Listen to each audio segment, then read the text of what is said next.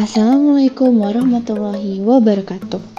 Perkenalkan, nama aku Bustia Yohanisa Aldina. Kali ini, mari kita belajar bersama bagaimana melakukan prediksi kurs rupiah terhadap dolar. Sebelum itu, bayangkan jika kamu adalah seorang pengusaha atau seorang wisatawan yang akan berkunjung ke luar negeri.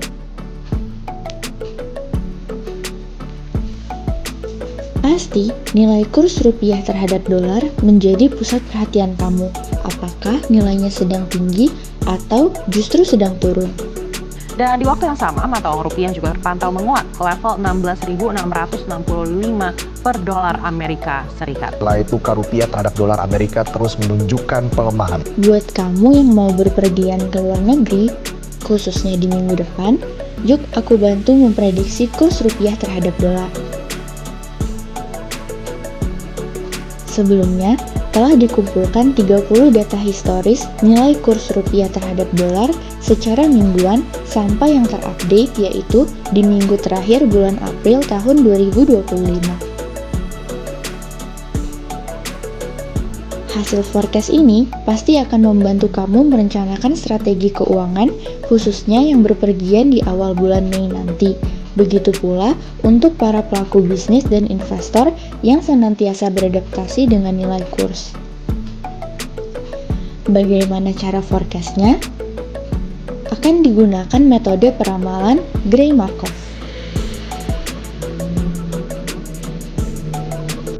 Berkenalan dengan metode Gray-Markov, yaitu gabungan Gray Model dan Markov Chain yang akan membantu kita meramalkan nilai kurs di awal bulan Mei nanti. Kelebihan dari model ini bisa digunakan meski data terbatas dan memperbaiki kelemahan Gray yang terlalu lurus dengan pendekatan stokastik Markov. Namun, kurang cocok untuk prediksi jangka panjang dan model ini memerlukan pengelompokan state residu yang tepat agar akurat. Untuk prosesnya akan kita eksekusi langsung menggunakan data yang telah kita miliki. Karena metode ini cocok untuk data ekonomi jangka pendek seperti yang kita punya. Berikut adalah tabel forecasting dengan metode Gray-Markov. Untuk detailnya, dari data asli yang kita punya, dilakukan normalisasi untuk menyederhanakan data.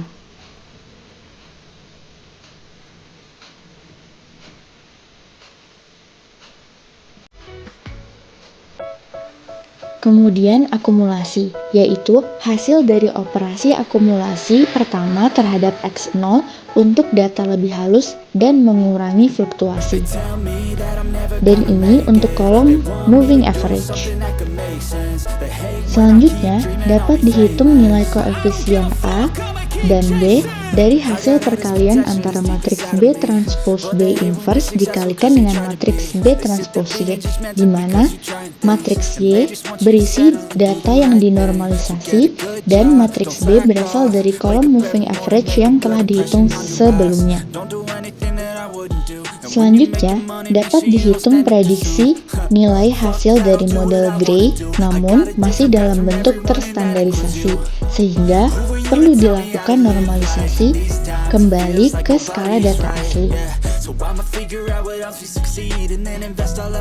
Dihitung error relatif, yaitu persentase error relatif antara data aktual dan hasil prediksi Gray untuk melihat akurasi awal model, dan diklasifikasikan ke dalam beberapa state berdasarkan batas-batas pada tabel kriteria berikut.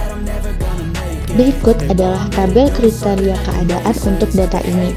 Terdapat 5 keadaan dengan batas bawah dan batas atas yang tertera sebagai berikut. Karena banyaknya keadaan, tidak ada yang menunjukkan paling dominan, maka dihitung melalui matriks peluang transisi. Setelah dihitung matriks peluang transisi dari P1 hingga P29, ditemukan bahwa hasil prediksi menunjukkan satu periode ke depan berada di keadaan 4. Dari sini, dapat dihitung forecast atau nilai ramalan untuk satu data ke depan yang disesuaikan dengan nilai batas bawah dan batas atas pada keadaan 4, dan berikut adalah hasilnya. Dengan rumus-rumus yang sama digunakan software R dan menghasilkan nilai prediksi yang sama pula. Berikut adalah angka hasilnya. Angka hasil forecast untuk nilai kurs rupiah terhadap dolar pada minggu pertama di bulan Mei tahun 2025 yaitu Rp16.969. Hasil ini menunjukkan prediksi tren kenaikan stabil. Kemudian, tanda bahwa nilai tukar melemah terhadap dolar. Dan juga membuktikan bahwa akurasi dipengaruhi oleh kategori keadaan, karena forecast berada pada keadaan 4 berdasarkan klasifikasi Markov. Artinya, nilai tukar berada di kelompok nilai menengah hingga tinggi. Sekian studi kasus kita kali ini. Semua bahan presentasi yang telah dijelaskan dan analisis dapat ditemukan dan dipelajari kapanpun. Tinggal scan barcode-barcode berikut ini ya. Sampai jumpa lagi.